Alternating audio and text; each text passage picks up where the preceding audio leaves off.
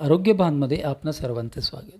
पावसाळा सुरू झाला की अनेकांचं लक्ष लागतं ते या पावसाळ्यामध्ये मिळणाऱ्या वेगवेगळ्या प्रकारच्या रानभाज्यांकडे.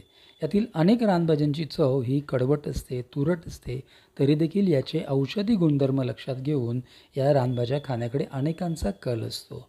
आपल्यापैकी खूप साऱ्या लोकांना या रानभाज्या आवडत नाहीत, पण तरी देखील त्याचा औषधी गुणधर्म लक्षात घेऊन त्याचा समावेश आपल्या जेवणामध्ये करायला पाहिजे. कारण वर्षभर आपण नाही म्हटलं तरीसुद्धा आपल्या जिभेचे चोचले पुरवण्याच्या मागे आपण खूप सारे पदार्थ असे खाल्लेले असतात जेणेकरून आपल्या शरीराला हानी पोचत असते.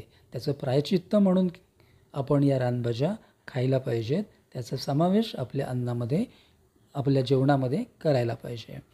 या व्हिडिओमध्ये आपण अशाच काही रानभाज्यांची ओळख करून घेणार आहोत. तर चला तर सुरुवात करूया पहिल्या रानभाजीपासून.